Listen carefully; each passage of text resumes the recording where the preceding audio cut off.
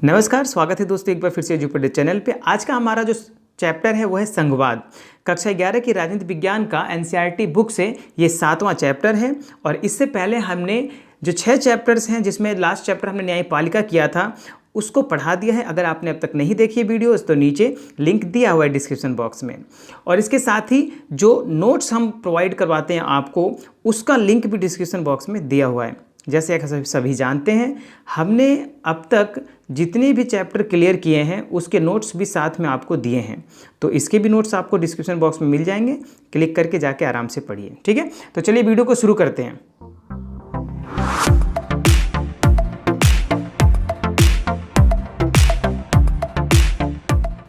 तो दोस्तों, सबसे पहला सवाल यही उठता है कि संघवाद है क्या, यानी संघवाद का अर्थ क्या है। तो अगर इसके शाब्दिक अर्थ की बात करें तो संघवाद का अर्थ होता है संगठित रहने का विचार। संघ का अर्थ होता है संगठन और वाद का अर्थ होता है विचार।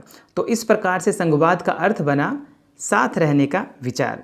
यहाँ पर साथ कौन रह रहा है, तो यहाँ पर राज्य और केंद्र दो सरकारें एक साथ रहती हैं अस्तित्व में और अपने अपने कार्य क्षेत्र में कार्य करती हैं। यह एक प्रकार की संस्थागत प्रणाली है जिसमें 2 स्तर की राजनीतिक व्यवस्थाओं का समावेश होता है। दोस्तों, एक बात याद रखें, 2 स्तर की ही सरकारें होती है मुख्य रूप से, एक केंद्र सरकार एक राज्य सरकार।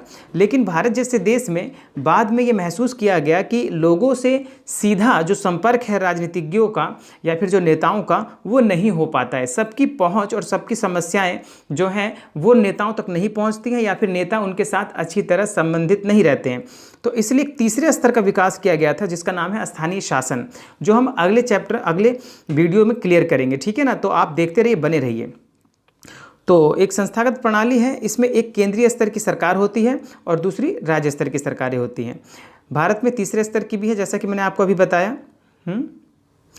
केंद्रीय सरकार पूरे देश के लिए शासन करती है और नियम बनाती है। वहीं पर जितने भी राष्ट्रीय महत्व के विषय हैं वो भी केंद्रीय सरकार के अंतर्गत आते हैं। राज्य सरकारें अपने राज्य या विशेष क्षेत्र में होती हैं जिसमें राज्य को महत्व दिया जाता है, और राज्य सरकार सिर्फ राज्य के शासन को संभालती है। वो कोई भी कानून अगर बनाती है तो उस राज्य में ही वो बस लागू हो सकता है। सिर्फ राज्य के विषय होते हैं जिस पर राज्य की जनता के लिए, उनके हित के लिए कार्य किया जाता है। उदाहरण के लिए भारत में 3 प्रकार की सूचियाँ बनाई गई हैं, ठीक है। संघ सूची केंद्रीय सरकार के लिए, राज्य सूची राज्य सरकार के लिए, और एक ऐसी सूची बनाई गई है जिसमें दोनों सरकारें कानून बना सकती हैं, जिसको हम बोलते हैं समवर्ती सूची, ठीक है, जिसमें केंद्र और राज्य दोनों प्रकार की सरकारें जो हैं कानून बना सकती हैं। ओके, उसके बाद बात करते हैं भारतीय संविधान में संघवाद का प्रारूप क्या है, संघवाद कैसा है हमारे देश में। तो संविधान के अनुच्छेद 1 में भारत को राज्यों का संघ कहा गया है और भारत का संघवाद विश्व के अन्य देशों से संघवाद से अलग है। कैसे अलग है, तो भाई देखिए, भारत में फेडरलिज्म शब्द का, यानी कि फेडरेशन शब्द का कहीं भी प्रयोग नहीं है। भारत के संविधान में यूनियन शब्द प्रयोग किया गया है। यूनियन शब्द का मतलब होता है एकता, यानी एक साथ रहना है। ओके, आई बात समझ में। यानी भारत में फेडरेशन शब्द का इस्तेमाल नहीं किया गया है, क्योंकि फेडरेशन जो सिस्टम है, फेडरलिज्म, उसके अंदर क्या होता है कि बहुत सारे राज्य होते हैं और राज्यों के पास ज़्यादा शक्ति होती है। यहाँ पे यूनियन की बात की गई है। फेडरलिज्म में राज्यों के पास ज़्यादा शक्ति होती है। और देखिए, राज्यों का मतलब ये कि केंद्र सरकार जो सरकार होगी उसके पास अधिक शक्ति होगी, और जो राज्य हैं उनके पास भी अपने अलग मामले होंगे, स्वायत्तता थोड़ी ज़्यादा होती है। ओके, तो यूनियन शब्द का प्रयोग किया गया। भारत में कुल 14 राज्य मानचित्र नीचे दिया गया। अच्छा, अब देखिए, बात ये हो रही कि आज़ादी के समय भारत में कितने राज्य थे। तो आज़ादी के समय भारत में कुल मिला के 14 राज्य थे और 6 केंद्र शासित प्रदेश थे। कितने राज्य थे, 14 राज्य और 6 केंद्र शासित प्रदेश, ठीक है।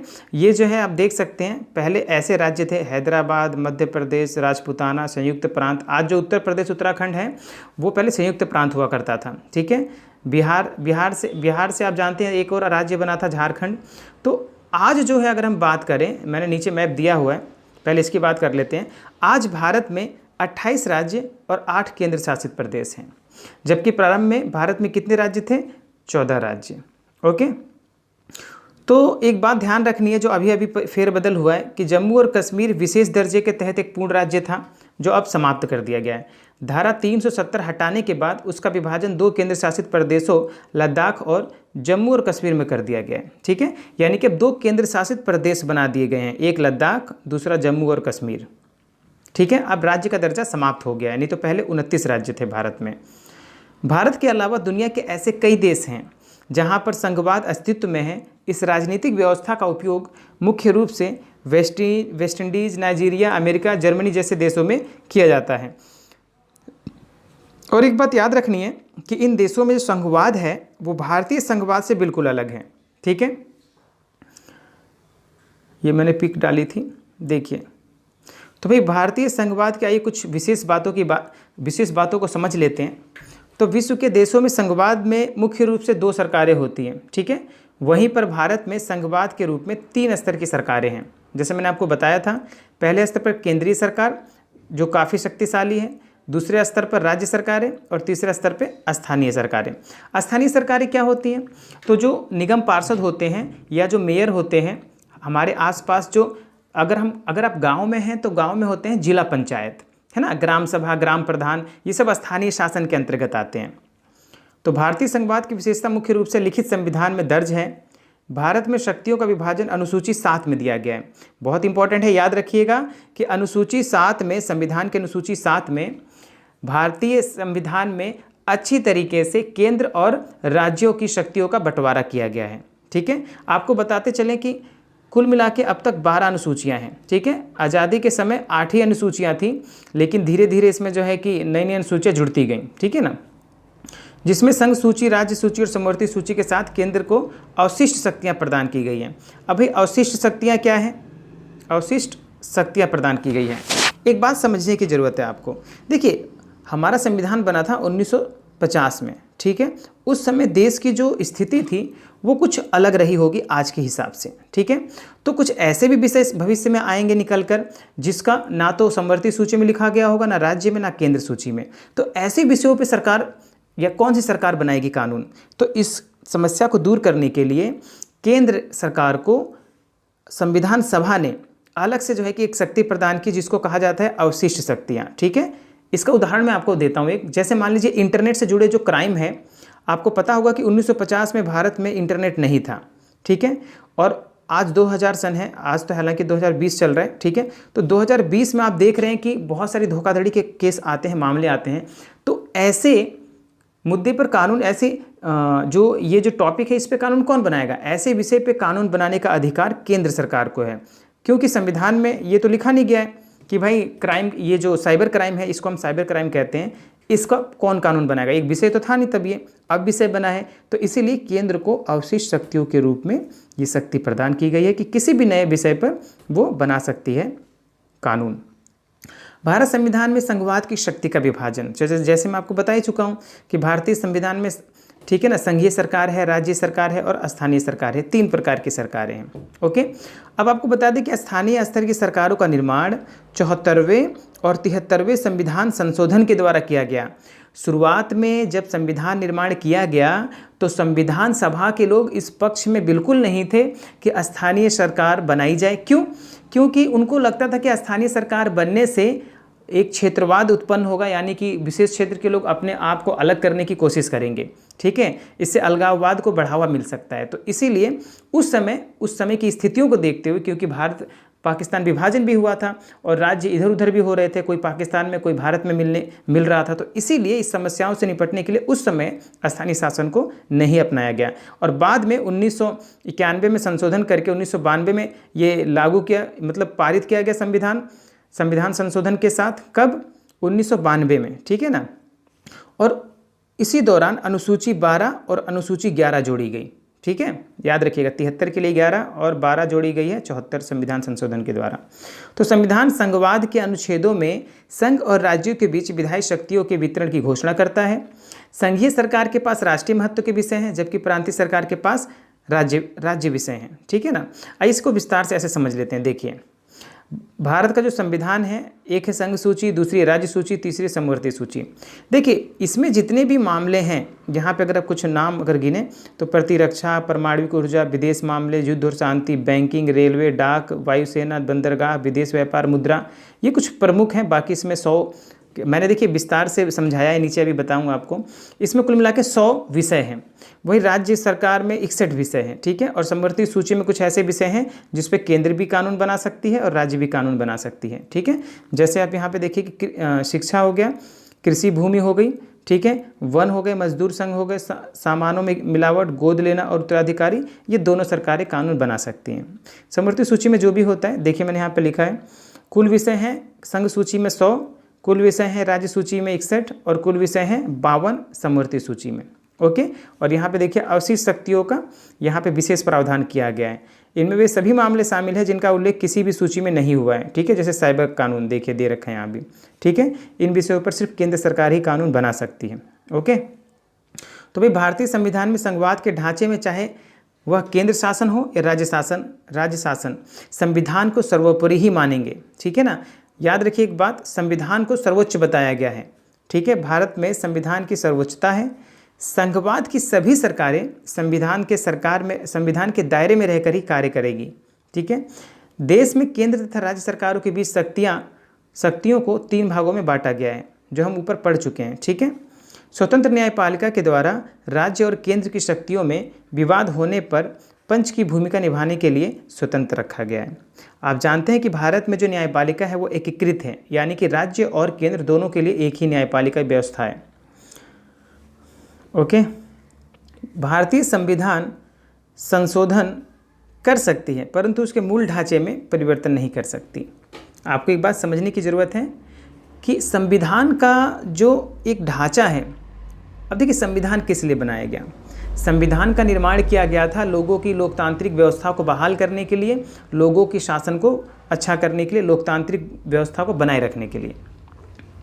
कभी कभी क्या होता है कि कई सरकारें ऐसा महसूस करती हैं कि लोग उनके कार्य में या फिर लोकतंत्र में वो अतिक्रमण करने की कोशिश करती हैं, यानी अपने हित साधने के लिए वो जनता के अधिकारों को कम करने की कोशिश करती हैं।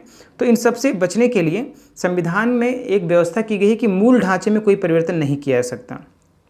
ये मूल ढांचा क्या होता है दोस्तों, इसके बारे में हम संविधान एक दस्तावेज चैप्टर में विस्तार से चर्चा करेंगे, उसमें सब कुछ यही पढ़ना है। चलिए आगे बात करते हैं। संविधान में एकात्मकता के लक्षण। अब एकात्मकता का मतलब समझिए पहले। एकात्मकता का मतलब होता है, जैसे आपको उदाहरण की तरह देकर समझाता हूँ मैं। अमेरिका को आपने देखा है, अमेरिका में सारी शक्ति किसके पास होती है? राष्ट्रपति के पास। वो विधायिका के प्रति जवाबदेह नहीं है। देखिए अमेरिका के पास सारी शक्तियाँ राष्ट्रपति के पास होती हैं और वो विधायिका के लिए जवाबदेह नहीं है। इसका मतलब ये है कि विधायिका उसको हटा नहीं सकती।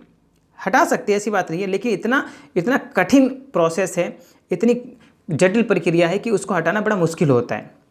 जैसे अभी आपने देखा कि ट्रंप के लिए महाभियोग चलाया गया था, लेकिन क्या पास हुआ? नहीं हुआ, यानी ट्रंप राष्ट्रपति बने रहे। एकल नागरिकता, शक्ति विभाजन में केंद्र के पक्ष में ज़्यादा शक्तियों का बंटवारा, ठीक है ना। एकात्मकता का मतलब यही होता है कि केंद्र सरकार को अधिक शक्तियां दे दी गई हैं। तो यहाँ पर भारत में जो संघवाद है उसमें भी केंद्र सरकार को अधिक शक्तियां दी गई हैं। तो इसलिए कहा गया है कि संविधान में एकात्मकता के लक्षण दिखाई देते हैं। संघ और राज्यों के लिए एक ही संविधान है। स्वतंत्र और एकीकृत न्यायपालिका है, ठीक है। ये एकात्मकता की बात मतलब दिखाते हैं कि एक ही न्यायालय है और ज़्यादा शक्ति एक तरफ है, संघ की तरफ है। स्वतंत्र और एकीकृत न्यायपालिका है। आपातकाल की स्थिति में केंद्र सरकार को ज़्यादा शक्तियां हैं। आपको पता है ना कि अगर आपातकाल लग जाता है तो केंद्र सरकार राज्यों का अधिग्रहण कर राज्य सरकार को बर्खास्त कर सकती है। राज्य में राष्ट्रपति द्वारा राज्यपाल की नियुक्ति होती है। ये भी देखिए, राष्ट्रपति ही राज्यपालों की नियुक्ति करता है, यानी केंद्र के द्वारा ही नियुक्ति होती है राज्यपालों की। एकल प्रशासकीय व्यवस्था संघ लोक सेवा आयोग के द्वारा IAS, IPS और IRS के अलावा 21 और सेवाएं हैं जिसके द्वारा चयन किया जाता है उच्च और योग्यता प्राप्त अधिकारियों का। और ये अधिकारी केंद्र सरकार में भी सत्ता की हेल्प करते हैं, प्रशासन संभालते हैं, और राज्य सरकार में भी यही अधिकारी प्रशासन संभालते हैं। तो ये आपको दिखाते हैं कि एक ही चीज़ है, इसलिए एकात्मकता के लक्षण दिखाई देते हैं। संविधान संशोधन में संघीय सरकार अर्थात केंद्र सरकार को महत्व दिया गया है। तो यहाँ पर आप देख सकते हैं कि ज़्यादा शक्तियों का बंटवारा किसके पक्ष में है? वो है संघ सरकार के पक्ष में, केंद्र सरकार के पक्ष में, ठीक है। और उसी शक्तियाँ भी दी गई है। संघ लोक सेवा आयोग भी उसी के अंतर्गत आता है और इसी के द्वारा सबको केंद्र सरकार के अधीन जो है कि रखा गया है सारी सेवाओं को। केंद्र सरकार को अधिक शक्तियाँ देने के क्या कारण है ये समझ लेते हैं, आइए। तो आप सभी जानते हैं कि भारत एक बहुत बड़ा और अनेक विविधताओं से परिपूर्ण देश है। देश में सामाजिक आर्थिक कई प्रकार की समस्याएं हैं। संविधान निर्माता शक्तिशाली केंद्रीय सरकार के माध्यम से उन विविधताओं और समस्याओं का निपटारा करना चाहते थे। जब देश स्वतंत्र हुआ तो आपको पता होगा कि कुल मिला के 565 रियासतें थीं और ब्रिटिश भारत के 17 प्रांत थे। जब देश स्वतंत्र हुआ तो उस समय ब्रिटिश भारत का मतलब है कि जहाँ पर अंग्रेज़ों का सीधा शासन था, जहाँ पर अंग्रेज सुई से लेकर हवाई जहाज़ तक बनवाते थे, व्यापार करते थे, टैक्स निर्धारित करते थे, कर वसूलते थे, ठीक है। सब कुछ सारा जो शासन है अंग्रेज़ों के अधीन था। वो 17 प्रांत थे, उसके 17 राज्य थे और 565 रियासतें थी, छोटी मोटी रियासतें थी, छोटे मोटे रजवाड़े थे, यानी छोटे छोटे राज्य थे बहुत सारे, जिसमें ऐसा नहीं कि सारे छोटे ही थे।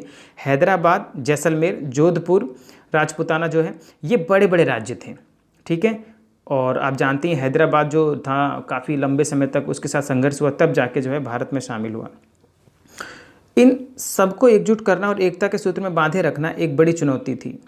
यही कारण है कि भारतीय संघीय व्यवस्था में केंद्र सरकार को अधिक शक्तिशाली बनाया गया है, ठीक है ना। उस समय बहुत खतरा था, ऐसा लगता था कि भारत का विभाजन हो जाएगा और भारत लंबे समय तक नहीं बना रहेगा। तो इस समस्या को दूर करने के लिए केंद्र को ज़्यादा शक्तियाँ दी गई, ठीक है। तो शक्तियों का विवाद, केंद्र राज्य संबंध। अब क्या होता है कि जब केंद्र को ज़्यादा शक्तियाँ दी गई हैं तो बहुत विवाद हुआ इस पे कि राज्य के पास शक्तियाँ कम है, आय के स्रोत कम है, संसाधन कम है, राजस्व कम उनके पास आता है। तो राज्य अपनी तरफ से हमेशा कोई ना कोई विवाद करते रहते हैं। तो आइए उनको ज़रा समझते हैं विस्तार से। संविधान में केंद्र को अधिक शक्तियाँ दिए जाने के कारण केंद्र राज्य संबंध अक्सर तनावपूर्ण रहते हैं। ऐसे कई राज्य हैं जो अधिक अधिकार और स्वायत्ता की मांग करते हैं। राज्य अपने हितों के लिए कई प्रकार से मांगे करते हैं जो नीचे दी गई हैं। पहली मांग तो देखो यही है इन सब की कि भाई अधिक स्वायत्ता दी जाए। अभी अधिक स्वायत्ता दी जाने का मतलब यह है, देखिए समझाता हूँ मैं। अभी आप जानते हो कि कोरोना वायरस का लॉकडाउन चल रहा है। केंद्र सरकार जो आदेश पारित करेगी वही राज्य सरकारों को मानना पड़ेगा, ठीक है ना। तो यही स्वायत्ता नहीं है राज्य सरकार की। राज्य सरकार खुद नहीं चाह सकती, खुद नहीं निर्णय ले सकती, वो केंद्र की सलाह पर निर्भर है, ठीक है। राज्यपाल की भूमिका तथा राष्ट्रपति शासन। अब राज्य हमेशा कहते हैं कि राज्यपाल की नियुक्ति में राज्य को भी सम्मिलित किया जाए, मुख्यमंत्री को सम्मिलित किया जाए, मंत्रिपरिषद को सम्मिलित किया जाए, जो राज्य का मंत्रिमंडल है उसको सम्मिलित किया जाए। जबकि केंद्र जो है राज्यपाल की नियुक्ति करता है और राष्ट्रपति शासन लगा देता है कहीं कहीं 356 अनुच्छेद के द्वारा। तो इससे भी विवाद उत्पन्न होता है। नए राज्यों की मांग, जो नए राज्य बनते हैं वो भी राज्यों के अंतर्गत तो है नहीं, वो केंद्र सरकार के अंतर्गत है। अंतर्राज्यीय विवाद, यानी दो राज्यों के बीच में झगड़ा लंबे समय से चल रहा है। विशिष्ट प्रावधान। अब विशिष्ट प्रावधान आप जानते ही हैं कि केंद्र सरकार को दिए गए हैं। आइए बात करते हैं कि स्वायत्ता की मांग संघवाद की प्रमुख समस्या। यानी कि जो स्वायत्ता है ये एक समस्या के रूप में है। किसी राज्य को अगर अधिक स्वायत्ता दे दी जाए तो ऐसा हो सकता है कि वो अलग होने के मुहाने पे पहुंच जाए और अलग हो जाए और अपने आप को स्वतंत्र देश बनाने की कोशिश करे। तो इसीलिए स्वायत्ता जो है नहीं दी जाती है राज्यों को। ऐसे अनेक मौके आए हैं जब राज्यों और राजनीतिक दलों में राज्यों को केंद्र के मुकाबले अधिक स्वायत्ता देने की मांग उठी है। अब ऐसा भी नहीं कि नहीं दी जाती है। अब आपने जम्मू कश्मीर का उदाहरण देखा, उसमें क्या है, ज़रूरत से ज़्यादा स्वायत्ता दी गई थी, इसलिए वहाँ पर हमेशा आवाज़ उठती रहती थी कि स्वतंत्र होना है, स्वतंत्र होना है। और अलगाववादी नेता अपना हित साधन के लिए अलगाववाद को बढ़ावा देते थे, जिसमें वित्तीय स्वायत्ता, प्रशासनिक सेवाएं तथा सांस्कृतिक भाषाई स्वायत्ता की मांग है। अब देखिए राज्य कितने प्रकार से अपनी स्वायत्ता की मांग करते हैं। अब जरूरी नहीं कि सिर्फ अलग ही होने वाली स्वायत्ता हो। एक तो वित्तीय सहायता स्वायत्तता। वित्तीय स्वायत्तता का मतलब है कि राज्यों के आय के अधिक साधन होने चाहिए, संसाधनों पर राज्यों का नियंत्रण होना चाहिए, और ऐसी राज्य हमेशा मांग करते रहते हैं। क्योंकि देखिए उनके पास ना अगर कोई बड़ी आपदा आ जाए, जैसे मान लीजिए कोरोना वायरस की आपदा आ गई है, अब राज्यों के पास अपने खर्च करने के पैसे नहीं हैं। अब ऐसे में उनको केंद्र सरकार पर निर्भर रहना पड़ रहा है। तो दूसरा है प्रशासनिक स्वायत्तता।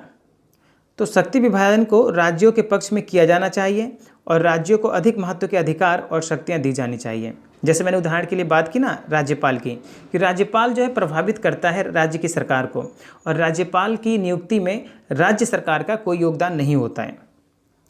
तीसरा है सांस्कृतिक और भाषाई अधिकार। तमिलनाडु में हिंदी विरोध और पंजाब में पंजाबी तथा संस्कृत के प्रोत्साहन की मांग समय समय पर उठती रही है। वहाँ पूर्वोत्तर के राज्य अपनी संस्कृति को बनाए रखने की वकालत करते हैं। यानी भाषा को लेकर भी आपको पता ही है, आंध्र प्रदेश में बहुत लंबा जो है राज्य बनाने के लिए, भाषा के आधार पर राज्य बनाने के लिए एक आंदोलन चला था, जिसमें पोट्टी श्री रामल्लू की मृत्यु हो गई थी, जिन्होंने 64 दिन तक आमरण अनशन किया था। तो भाई केंद्र सरकार राज्य सरकारों की सहमति के बिना, ठीक है, बात कर रहे हैं राज्यपाल की भूमिका तथा राष्ट्रपति शासन की, ठीक है। तो केंद्र सरकार राज्य सरकारों की सहमति के बिना ही राज्य में राष्ट्रपति शासन राज्यपाल के द्वारा लागू कर सकती है, ठीक है ना। देखिए विवाद का मुख्य केंद्र है राष्ट्रपति शासन जो है, राज्यपाल जब सिफारिश कर देता है अनुच्छेद 356 के द्वारा, तो ये काफ़ी विवाद का केंद्र बना रहा है। अनुच्छेद 356 राज्यों में राष्ट्रपति शासन लगाता है, ठीक है ना। 356 जो अनुच्छेद है, याद रखना इसे, 356 अनुच्छेद बहुत इंपॉर्टेंट है और पेपर में अक्सर जो है पूछा ही जाता है, गवर्नमेंट जॉब में तो ये बहुत पूछा गया है। केंद्र सरकार के द्वारा अक्सर अनुच्छेद 356 का दुरुपयोग करने का आरोप लगता है और ऐसा हुआ भी है। जैसे बिहार के उदाहरण में देखा हमने, केरल के एग्जाम्पल में देखा, जब आज़ादी के बाद, ठीक है, केरल में जो सरकार बनी थी कम्युनिस्ट पार्टी की, उसको बर्खास्त किया गया। कई तरह के उदाहरण हैं हमारे देश में। नए राज्यों की मांग, तो भारतीय संघवाद व्यवस्था में नए राज्य बनाने की मांग आज़ादी के समय से ही उठती रही है। जैसे कि मैंने बताया ना आपको कि पहले 14 राज्य थे और जबकि 2020 में 28 राज्य और 8 केंद्र शासित प्रदेश हैं। देश की विविधता और विभिन्न सांस्कृतिक पृष्ठभूमि को देखते हुए ये जरूरी था कि राज्यों का पुनर्गठन किया जाए। अब आप जानते हैं कि भारत में हर 100 किलोमीटर पे भाषा बदल जाती है और रहन सहन बदल जाता है, खान पीन बदल जाता है, तो सांस्कृतिक विविधता बहुत बड़े स्तर पे है। तो इस पृष्ठभूमि को देखते हुए, ठीक है ना, नए राज्यों की मांग उठती रहती है। समय समय पर राज्यों का पुनर्गठन होता है। पुनर्गठन का मतलब है दोबारा से राज्यों का बनना। तो यहाँ मैंने मैप लगा दिया है, देखिए अगर आप देखेंगे तो यहाँ थोड़ा सा, क्योंकि पुराना वाला मैप है, नया मैप नहीं मिल रहा था, ऐसे बन गया है। ये वाला ऊपर वाला क्षेत्र लद्दाख है, नीचे वाला है जम्मू और कश्मीर, ठीक है ना। और नए राज्य अभी जो फिलहाल में ये वाले बने थे, जैसे आंध्र प्रदेश और तेलंगाना, ठीक है। बाकी आप जानते हो सारे, देख लेना आप मैप एक बार। आइए बात करते हैं अंतर्राज्यीय विवाद की। अंतर्राज्यीय विवाद का मतलब होता है 2 या 2 से अधिक राज्यों के बीच विवाद, ठीक है। तो संघीय व्यवस्था में संघवाद के अनेकानेक विवाद जो है जन्म ले लेते हैं। 2 या 2 से अधिक राज्यों के बीच आपसी विवाद के अनेक उदाहरण देखने को मिलते हैं। जैसे अगर आप सबसे जो चर्चित विवाद रहता है वो नदी जल बंटवारा है दक्षिण राज्यों में, ठीक है ना। इसमें आपको पता होगा कि कर्नाटक और तमिलनाडु को लेकर, देखिए सर्वोच्च न्यायालय ने यहाँ पर कर्नाटक तमिलनाडु में कावेरी जल विवाद को लेकर लंबे समय से मुकदमा चल रहा है। सर्वोच्च न्यायालय में कर्नाटक और तमिलनाडु के बीच कावेरी नदी के जल को लेकर बहुत लंबे समय से चल रहा है। हालांकि जल न्यायाधिकरण में भी ये जो है कि मामला उठा था, लेकिन वहाँ पे इसका हल नहीं निकल पाया और काफ़ी लंबे समय से ये मामला चल रहा है सर्वोच्च न्यायालय में। और एक और मामला है कर्नाटक और महाराष्ट्र के बीच में। बेलगांव एक जिला है, ठीक है, एक डिस्ट्रिक्ट है। तो बेलगांव को लेकर कर्नाटक और महाराष्ट्र दोनों लड़ते रहते हैं। महाराष्ट्र और कर्नाटक के बॉर्डर पे है, ये बॉर्डर मतलब सीमा पर है। और यहाँ की जो भाषा है वो दोनों तरह के लोग हैं, मराठी भी हैं और कन्नड़ भी बोली जाती है। तो इसलिए ये दोनों राज्य एक दूसरे से इस क्षेत्र को लेकर लड़ते रहते हैं। अब बात करते हैं संघवाद के विशिष्ट प्रावधानों की। तो संघवाद के विशिष्ट प्रावधान का मतलब यह है कि कुछ ऐसी व्यवस्थाएं की गई, ठीक है ना, जिसे विशेष कहा जा सकता है। जैसे अनुच्छेद 370 के द्वारा जम्मू कश्मीर को अधिक स्वायत्तता दी गई, प्रदान की गई थी, ठीक है। इसके द्वारा क्या था कि देखिए, जैसे अलग संविधान अलग ध्वज, 370 अनुच्छेद में इतनी स्वायत्तता दी गई थी कि जम्मू कश्मीर अपना संविधान भी अलग बनाया था उसने, और ध्वज भी उसका अलग था। भारतीय संसद राज्य सरकार की सहमति के बिना वहाँ पर आपातकाल भी नहीं लगा सकती। बताइए, ये मतलब 370 अनुच्छेद का नतीजा था। अब तो खैर समाप्त हो गया। अधिकार देखिए, जम्मू और कश्मीर को दिए गए, इसका अन्य राज्य विरोध करते थे कि भाई आपने जम्मू और कश्मीर को इतनी स्वायत्तता दी है तो हमें भी दीजिए स्वायत्तता। ऐसी मांग हमेशा उठती रहती थी। संविधान के अनुच्छेद 371 से 371 झ तक, इसको इंग्लिश में अगर कहीं लिखा हो तो आई मान के चलिएगा, 371 आई ऐसे लिखा होगा, ठीक है, इंग्लिश में ऐसे। तो अनुच्छेद 371 से 371 आई तक, ठीक है, में किन किन राज्यों को स्वायत्तता देने की मतलब अलग विशेष प्रावधान किए गए। नागालैंड के लिए, असम के लिए, मणिपुर के लिए, आंध्र प्रदेश के लिए, सिक्किम और मिजोरम और अरुणाचल प्रदेश के लिए, ठीक है, और गोवा के लिए।